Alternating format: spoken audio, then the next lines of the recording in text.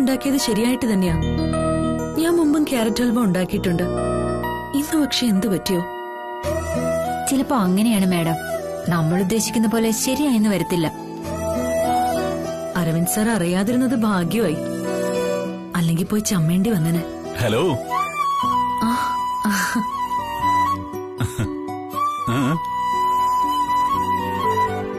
എന്തോ variety item ഉണ്ടാക്കുന്നതിന്റെ ഒരു special മണമേ എനിക്ക് ഓഫീസിലിരുന്നപ്പോ കിട്ടി. നെയ്യ് ചൂടാക്കുമ്പോഴുള്ള സ്മെല്ലില്ലേ, അതുപോലെ തോന്നി. എനിക്കറിഞ്ഞൂടാ. ആണോ? പക്ഷെ എനിക്കറിയാം. പുറത്തുനിന്ന് ആരോ ഇവിടെ അതിക്രമിച്ച് കയറി എന്തോ ഒരു സാധനം ഉണ്ടാക്കാൻ ശ്രമിച്ചു. നീരതറിഞ്ഞില്ലേ? എങ്കിലിതാ. ഇതെന്താ? തുറന്നു നോക്ക്. ഇതിനെ ക്യാരറ്റ് ഹൽവ എന്ന് പറയും. സെറ്റാവാത്തോണ്ട് താൻ മാറ്റിവെച്ചില്ലേ, അത് തന്നെ ഈ സാധനം. ഒരു പൊടിക്കൈ പ്രയോഗിച്ചപ്പോഴേ സംഭവം ഒക്കെ ആയി. കണ്ടുപിടിച്ചു അല്ലേ? പിന്നല്ലാതെ. ഇത് ടേസ്റ്റ് ചെയ്ത് നോക്ക്. ടേസ്റ്റ് നോക്കുന്ന എന്തിനാ? ആരുടെ കൈകൊണ്ടാ തൊട്ടത്? അപ്പൊ പിന്നെ പറയേണ്ട ആവശ്യമുണ്ടോ? എന്നാലും നോക്കുന്നേ.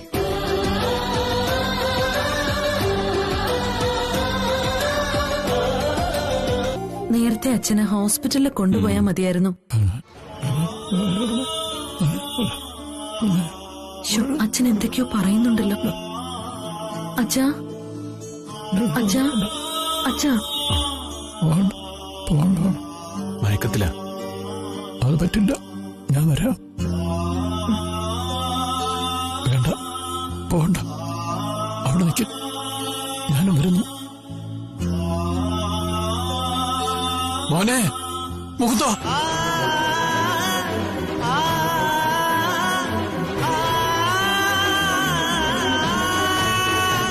അയ്യോ അച്ഛാ, അച്ഛാ.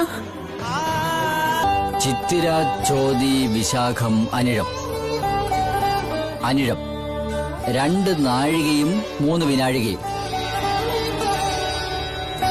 ശരിക്കും നോക്കണേ ജോത്സരെ. ഞാനൊന്ന് ഗണിച്ചോട്ടെ. എന്റെ കണക്കുകൂട്ടലുകളാണല്ലോ തെറ്റുന്നത്. കുമാരൻ ജോത്സരെ തള്ള വിളിച്ചു വരുത്തുന്ന സ്വപ്നത്തിൽ പോലും ഞാൻ വിചാരിച്ചില്ല. കൊച്ചുണ്ടായ ഉദയേട്ടൻ മരിച്ചു പോകുന്ന ഞാൻ നുണ പറഞ്ഞതാണെന്ന് ഇപ്പൊ തെളിയും. എല്ലാം പൊളിഞ്ഞല്ലോ ദൈവമേ. മകന്റെ നാള് മകേരല്ലേ? അതെ, ജനന സമയം രാവിലെ 7:30. മകയിരം, അതായത് 7ക്ക് 7 നോക്കിയാൽ. എന്താ ജോത്സരെ? വിമല വന്നപ്പോ ഞാനൊന്ന് നോക്കിയതാണല്ലോ. ഇപ്പൊ ഒന്നുകൂടി ഗണിച്ചു നോക്കിയെന്നേ ഉള്ളൂ. ഉള്ളതാണോ? കൊച്ചിന് കുഴപ്പമുണ്ടോ? കൊച്ചിന് പ്രത്യേകിച്ച് കുഴപ്പമൊന്നും കാണുന്നില്ല. തകർന്നു, ഞാൻ തകർന്നു. കുഴപ്പം കുട്ടിക്കല്ല, കുട്ടിയുടെ പിതാവിനാണ്. ഞാൻ വിമലയോട് പറഞ്ഞ കാര്യം വിമല ഇവിടെ പറഞ്ഞില്ലേ, അതിന് മാറ്റമില്ല. അച്ഛൻ കാലുള്ള കുട്ടിയാ. ജനിച്ച് 1 വയസ്സ് തികയുന്നതിന് മുമ്പ് പിതാവിന് ജീവഹാനി വരെ ഉണ്ടാകാം. ഈശ്വര,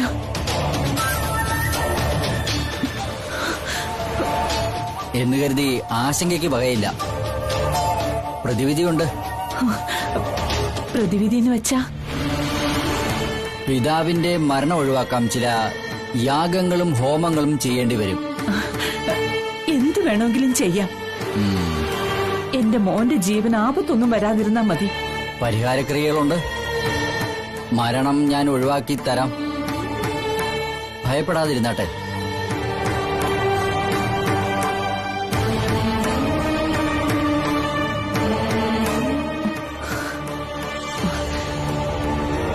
ഇതാ ദക്ഷിണ. ഈ പ്രമേഹം എന്ന് പറയുന്ന വില്ലനാണ്. അതുകൊണ്ടാണല്ലോ സൈലന്റ് കില്ലർ എന്ന് ഡയബറ്റീസിനെ വിളിക്കുന്നത്. പക്ഷെ BP ഉണ്ട്. അതാണെങ്കിൽ ഇങ്ങനെ ഏറിയും കുറഞ്ഞു നിൽക്കുക, സ്റ്റഡിയല്ല. നേരത്തെ മുതലേ ബിപിക്ക് മരുന്ന് കഴിക്കുന്നുണ്ട്. അത് തുടർന്നോട്ടെ. ഉറക്കക്കുറവാണ് ബാബുജിയുടെ പ്രധാന പ്രശ്നം. അടുത്ത സമയത്ത് രാത്രിയിൽ തീരെ ഉറക്കമില്ലെന്ന് പറയാം. അത് ശരി. എന്തു പറ്റി ബാബുജി? സ്വപ്നങ്ങൾ കാണുന്നു അത്രേ. ജീവിച്ചു വന്നൊരു ഭൂതകാലം ഉണ്ടാവുമല്ലോ മനസ്സ് നിറയെ. അന്നത്തെ ചിത്രങ്ങൾ ഒരു കാനഡോസ്കോപ്പിൽ എന്ന പോലെ ഇങ്ങനെ കാണുന്നുണ്ടാവും. ബന്ധുക്കൾ, സുഹൃത്തുക്കൾ, അങ്ങനെ എത്രയോ പേർ. ഇരുട്ട് നിറഞ്ഞ ഇടനാഴിയിലേക്ക് വെളിച്ചം തെളിച്ച് കടന്നു ചെല്ലുന്ന പോലെ നമുക്ക് ആ മറവിയുടെ ഇരുട്ടിനെ മാറ്റിയെടുക്കണം. ബാബുജിയുടെ ചികിത്സയ്ക്ക് എനിക്ക് സോനയുടെ സഹായം ആവശ്യമുണ്ട്. ഞാനുണ്ട് ഡോക്ടർ. അത് കൃത്യമായിട്ട് മരുന്ന് കൊടുക്കാനും പരിചരിക്കാനും മാത്രമല്ല, ഇദ്ദേഹത്തെ നിരീക്ഷിച്ചുകൊണ്ടേയിരിക്കണം. എപ്പോഴൊക്കെയാണ് മൂഡിന് മാറ്റം ഉണ്ടാകുന്നത്, ആഴ്ചയിൽ ഏതൊക്കെ ദിവസങ്ങളാണ് ഉറക്കം കുറവുണ്ടാകുന്നത് എന്നൊക്കെ നിരീക്ഷിച്ചു മനസ്സിലാക്കണം. മനസ്സിലായോ? അതൊരു ബുക്കിൽ കുറിച്ചു വെക്കണം. പ്രകൃതിയുടെ ചലനങ്ങളും ചെറിയ മാറ്റങ്ങൾ പോലും മനുഷ്യ മനസ്സിനെ സ്വാധീനിക്കും. ഈ ആത്മഹത്യ ചെയ്യാൻ ടെൻഡൻസി ഉള്ളവർക്ക് നിലാവുള്ള രാത്രിയിൽ ജീവനെടുക്കാൻ തോന്നുമെന്ന് പഠന റിപ്പോർട്ടുകൾ വന്നിട്ടുണ്ട്. കേൾക്കുമ്പോൾ വെറുതെയും തോന്നുമെങ്കിലും സർവേകൾ പറയുന്നത് അതിലൊരു സത്യമുണ്ടെന്നാ. അപ്പോ ബാബുജിയുടെ മാറ്റങ്ങളെയും ഒബ്സർവ് ചെയ്യണം സോന. തുണി, ഈ ബെഡ്ഷീറ്റും പില്ലോ കവറൊക്കെ അലക്കാറായെന്ന് ഞാൻ രാഗിണിയോട് പറയുമായിരുന്നു. കഴിഞ്ഞ ആഴ്ചയല്ലേ ഞാനെല്ലാം അലക്കിയിട്ടത്. വിമല ഇപ്പൊ ഭാരിച്ച പണി ഒന്നും ചെയ്യണ്ട. അല്പം വ്യായാമം കിട്ടാൻ വേണ്ടി മാത്രം എന്തെങ്കിലും ചെറിയ ജോലി ചെയ്താൽ മതി. ഒരു 7 മാസം കഴിഞ്ഞാ പിന്നെ അതും വേണ്ട. 7 മാസം? ഇവർക്കിതല്ലാതെ വേറൊന്നും പറയാനില്ലേ? ഒരാപത്തും വരുത്താതെ 2 2 പാത്രമായി തരണമെന്നാ ഞാൻ എന്നും പ്രാർത്ഥിക്കുന്നത്. ഇനി മുതൽ രാവിലെയും വൈകിട്ടും വിളക്ക് കൊളുത്തുന്ന ജോലി ഞാൻ വിമലയെ ഏൽപ്പിക്കുക. സന്ധ്യയ്ക്ക് 1/2 മണിക്കൂറെങ്കിലും നാമം ജപിക്കുകയും വേണം. വിളക്കില്ലല്ല, ഈ വീടിന് ഞാൻ തീ കൊളുത്താൻ പോകുന്നേ. മനുഷ്യന്റെ മനസമാധാനം കളയാൻ വേണ്ടി ഉണ്ടായ ഒരു ഗർഭം. ഉദയേട്ടാ, വിമല എന്തോ മനസ്സിലോർത്തല്ലോ. എന്റെ അമ്മേ, ഞാൻ ഈശ്വരന്മാരെ ഓർക്കുമായിരുന്നു. ബാബുജി എന്ന പേരിൽ അറിയപ്പെടുന്നത് നിഖിലിന്റെ അച്ഛനാണ്.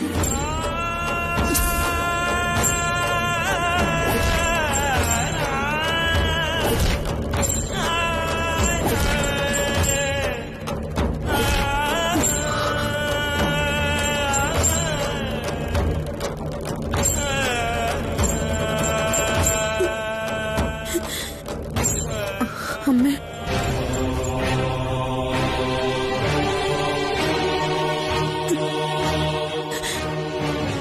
ഇല്ല, ഞാനിത് വിശ്വസിക്കില്ല.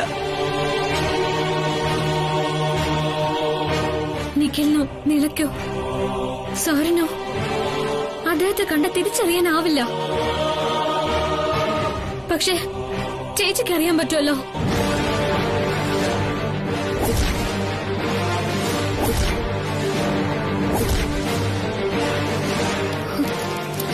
ഇതാ കാണ്, എന്നിട്ട് പറ.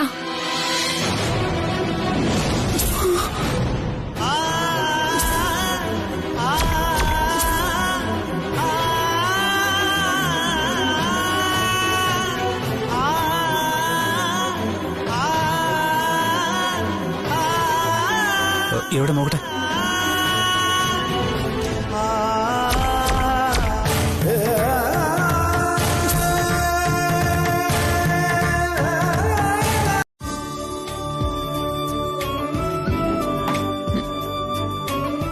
Black tea.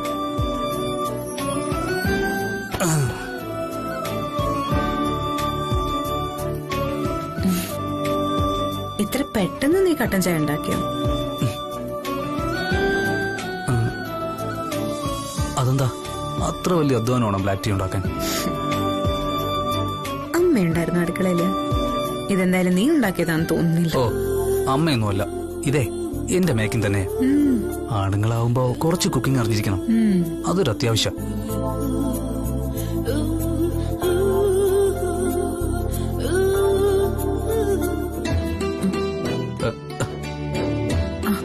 നിഖിലിന് എന്തു പറ്റി? വയറിന് സുഖമില്ലാന്ന് സാറ് പറഞ്ഞല്ലോ. അയ്യോ, അത് സാറിന് കേട്ടപ്പോ തെറ്റിയതാ. നിളയ്ക്ക് രാവിലെ ആകെ ഒരു വല്ലായ്മ. അതാ ഇന്ന കുടിക്ക.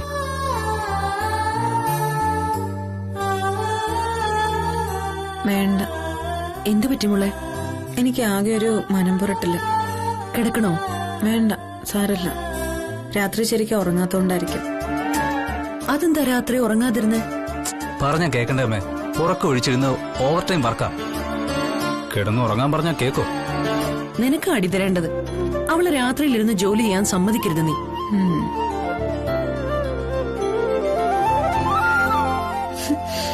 കേട്ടല്ലോ, എന്നെ വഴക്കേൽപ്പിച്ചപ്പോ മതിയായല്ലോ. ഓ നീയാടാ ബെസ്റ്റ് ആക്ടർ ഓ ഓ in the whole world of the universe.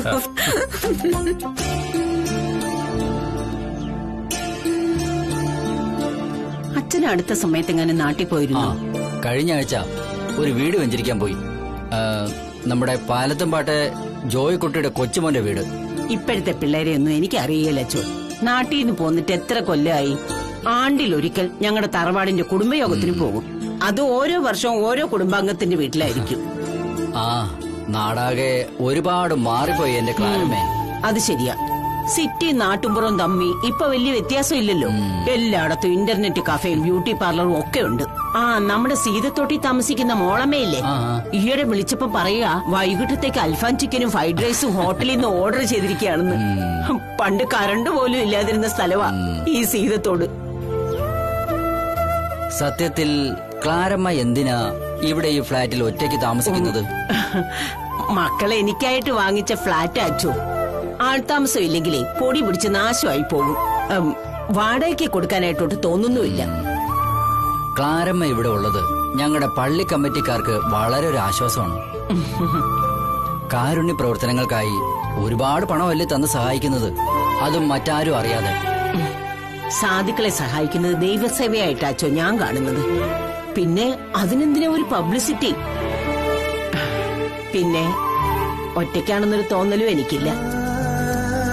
മനസ്സിൽ ഉണ്ണിയേട്ടനുള്ളപ്പോ ഞാനെങ്ങനെയാ ഒറ്റയ്ക്കാവുന്നേ? ആ അച്ചോ, അച്ഛൻ എന്റെ ഫ്ലാറ്റ് വരെ ഒന്ന് വന്ന് പ്രാർത്ഥിക്കണം. സൗകര്യം പോലെ ഞാൻ അങ്ങോട്ട് ഇറങ്ങാം. ശരി അച്ഛൻ.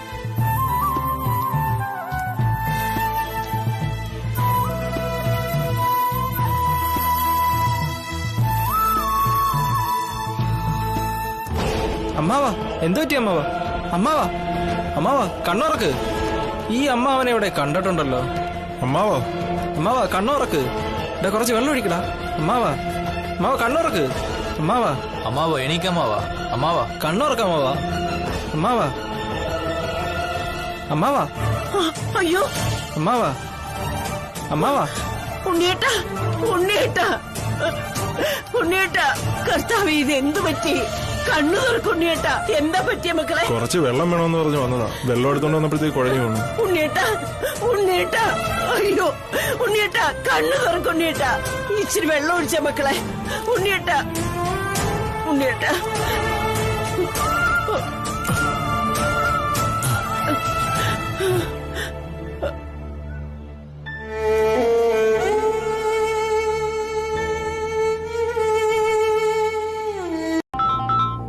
നിഖില മോനെ. അമ്മേ, അമ്മ ഉടനെ കോസ്മോ ഹോസ്പിറ്റലിൽ എത്തണം. നിള ബൈക്കിന്റെ പിറകിൽ നിന്ന് വീണു. എന്നിട്ട് ഇതുവരെ അവൾക്ക് ബോധം തെളിഞ്ഞില്ല. അയ്യോ നിഖിലേ, അമ്മ ഇങ്ങോട്ട് വാ. ദാ വരുന്നു, ഒന്ന് വന്നേ.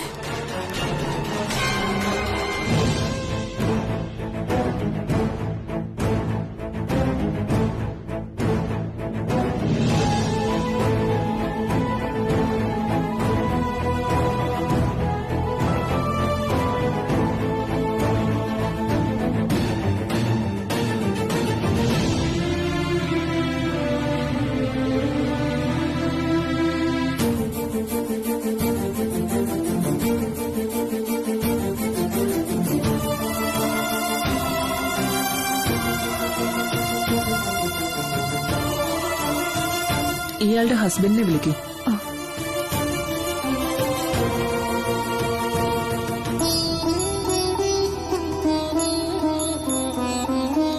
സർ, ഡോക്ടർ വിളിക്കുന്നു.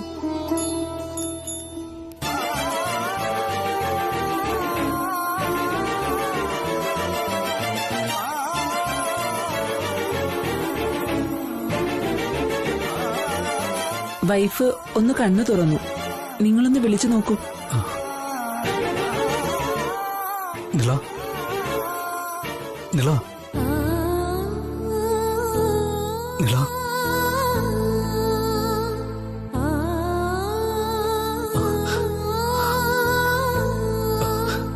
ഡോക്ടർ, തലയ്ക്ക് മുറിവൊന്നും പറ്റിയില്ലല്ലോ?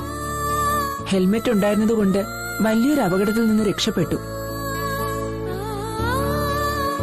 പക്ഷേ ബോധം തെളിയാൻ താമസിച്ചല്ലോ. നല്ല വീഴ്ചയായിരുന്നില്ലേ? അതിന്റെ ഷോക്കുണ്ടാകും.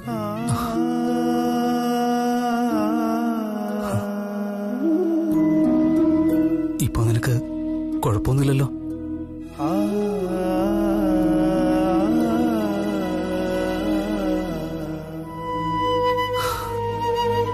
അപ്പോ ഞങ്ങൾക്ക് പോവാമോ ഡോക്ടർ? പോകാനോ? ഇന്റേണലായി മുറിവോ ക്ഷതവോ ഉണ്ടോ എന്ന് നോക്കണം. കുറെ ടെസ്റ്റുകളുണ്ട്. അതിന്റെ റിസൾട്ട് വന്നതിന് ശേഷം ആലോചിക്കാൻ പോകുന്ന കാര്യം. അപ്പോ കുഴപ്പമെന്തെങ്കിലും ഉണ്ടെന്നാണോ ഡോക്ടർ പറയുന്നത്?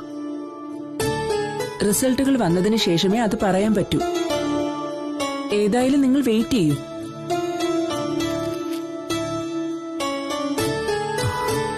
ഒരു കുഴപ്പമില്ല.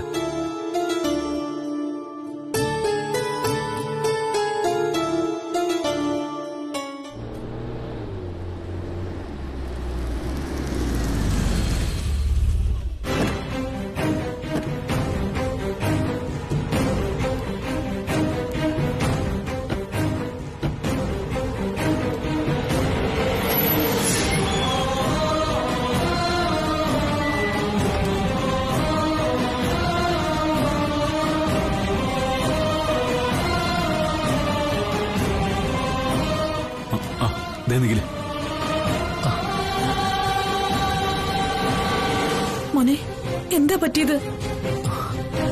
നില എവിടെ? ഡോക്ടർ പരിശോധിക്കാൻ. ബോധം വന്നു.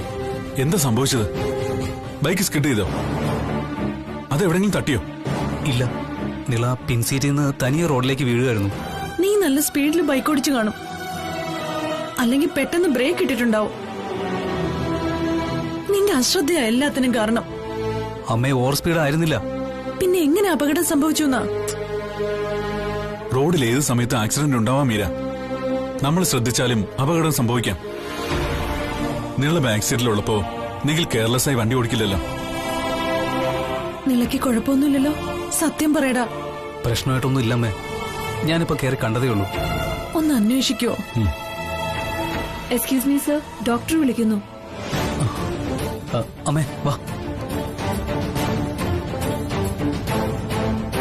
ഡോക്ടർ, അമ്മയാ. നില എവിടെ ഡോക്ടർ? ഇപ്പൊ വരും. നിളയെ വിളിക്കൂ. ശരി ഡോക്ടർ. സീരിയസ് ആയി എന്തെങ്കിലും പ്രശ്നമുണ്ടോ? നീ പറഞ്ഞാ മതി. നീയാണ് പറയേണ്ടത്. നീയാ പറയണ്ടേ? എല്ലാം ഒപ്പിച്ചു വെച്ച നീയല്ലേ? ഞാൻ മാത്രമാണല്ലേ? നീ ഒന്നും അറിഞ്ഞില്ലല്ലേ? എന്താ രണ്ടുപേരും കൂടെ ഒരു പിറുപിറുപ്പ്? ഏയ് ഒന്നുമില്ല. ഒന്നുമില്ല മുത്തശ്ശ. നിനക്ക് പറഞ്ഞാ നീ പറഞ്ഞല്ലേ? മുത്തശ്ശനോട് പോയി പറ.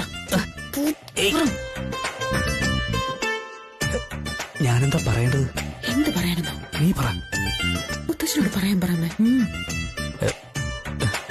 ഞാൻ പറയാം. ഈ വീട്ടിൽ ഒരതിഥി കൂടി വരാൻ പോകുന്നു. അതാരാ? നിഖിലിന്റെ കുഞ്ഞ്. നിള പ്രഗ്നന്റ്.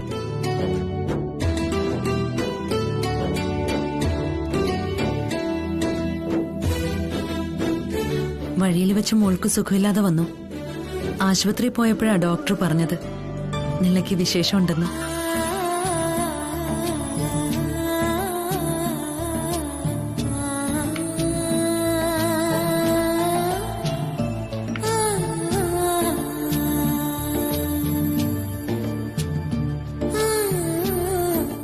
നിങ്ങള് നേരത്തെ പറയണ്ടേ? അത് പറയാൻ സമ്മതിച്ചിട്ട് വേണ്ടേ?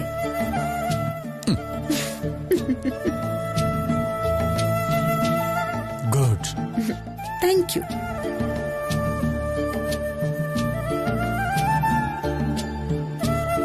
നിനക്ക് സന്തോഷമായി അല്ലടാ? ആ എളിയ അയ്യോ വാ.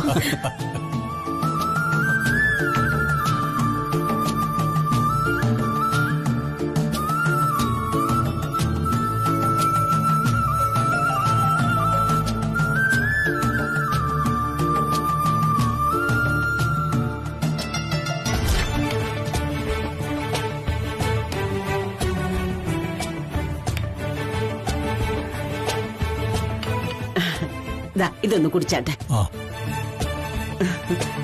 ഇപ്പോഴെങ്ങനെയുണ്ട്? ഞാൻ കഴിഞ്ഞ ദിവസം പറഞ്ഞത് ശരിയാണെന്ന് തോന്നുന്നുണ്ടോ ഉണ്ണിയേട്ടന്? കുടുംബത്തിൽ സന്തോഷം വന്ന് നിറഞ്ഞില്ലേ? സമ്മതിച്ചു. നിള പ്രഗ്നന്റാകാൻ വൈകുന്നതിൽ കുടുംബത്തിൽ എല്ലാവർക്കും ടെൻഷൻ ഉണ്ടായിരുന്നു. അത് മാറിക്കിട്ടി. ഈ സമയത്ത് ഉണ്ണിയേട്ടൻ മൂടിക്കെട്ടി നടന്നിരുന്നെങ്കിലോ? ശരിയാണ്. ആ ക്യാപ്റ്റൻ സാറ് പറഞ്ഞിട്ട് പോയ കാര്യത്തിൽ സത്യമില്ലെന്നങ്ങ് വിചാരിക്ക്. എനിക്കത് കേട്ടപ്പോഴേ അങ്ങനെയാ തോന്നിയത്. ഉണ്ണിതാനെ ഇവിടെ വന്നിരിക്കുകയാണോ? വാ വാ. ഉണ്ണിത്താൻ ഇങ്ങോട്ട് പോന്നിട്ടുണ്ടെന്ന് മോള് പറഞ്ഞു. അതെ, മുത്തശ്ശന് സന്തോഷായില്ലേ? 4ാം തലമുറ വരാൻ പോകുന്നത്. എന്തായാലും ചെലവുണ്ട് കേട്ടോ. നടത്താവല്ലോ. അതെ, പിറന്നാളിന്റെ അന്നത്തെ പാർട്ടിയുടെ കൂട്ടെ ക്ലാരെ മാത്രം വിളിക്കരുത്. നാർക്കിട്ടപ്പോ എന്റെ പേര് വന്നതിന് ഉണ്ണിയേട്ടനോട് പരിഭവിക്കുന്ന എന്തിനാ? അതെ അതെ അതെ. അപ്പോഴേ ഇന്ന് വൈകിട്ട് മുത്തശ്ശന് ഞങ്ങളുടെ ഫ്ലാറ്റിൽ നിന്ന് ഫുഡ്. ദേ, ക്ലാരാൻറ്റി മരണം കേട്ടോ. ഓ, അത് വേണോ? വേണം. മേധ ക്ഷണിച്ചല്ലോ. പിന്നെ കുട്ടിച്ചേട്ടൻ എന്താ? അതെ, കുപ്പി ഉണ്ണിത്താൻ എടുക്കണ്ട. ഇന്നെല്ലാം എന്റെ വകയാ. ഇവിടെ കുറച്ച് ചാമ്പയ്ക്ക വൈൻ ഇരിപ്പുണ്ടേ, ഞാൻ അതങ്ങോട്ട് കൊണ്ടുവരാം. അയ്യോ, നിങ്ങൾക്കല്ല, എനിക്കും മേധയ്ക്കും കുടിക്കാനാ. അത്ര വലിയ ആഘോഷമൊന്നും വേണ്ടെന്നാ എന്റെ അഭിപ്രായം. അതെ, ഈ കാര്യത്തിൽ മുത്തശ്ശന്റെ അഭിപ്രായം ഞങ്ങൾ സ്വീകരിക്കുന്നതല്ല. അതെ, മോള് പറഞ്ഞതുപോലെ 4ാം തലമുറയാ വരാൻ പോകുന്നത്. അതൊരു ചെറിയ കാര്യമൊന്നുമല്ല. പക്ഷേ എന്റെ കുടുംബ പരമ്പരയിൽ ഒരു പ്രധാന കണ്ണി ഇപ്പൊ ഇല്ലല്ലോ. അതറ്റുപോയില്ലേ? അതൊരു നഷ്ടം തന്നെ, നികത്താനാവാത്ത നഷ്ടം. ഉണ്ണിയേട്ടാ. ശരി ശരി. എന്റെ കുടുംബത്തിന്റെ സന്തോഷത്തിൽ നിങ്ങൾ പങ്കുചേരാൻ തീരുമാനിച്ചില്ലേ? അപ്പോ നിങ്ങളുടെ സന്തോഷത്തിൽ ഞാനും പങ്കുചേരുന്നു. അങ്ങനെ അത്രേ ഉള്ളൂ.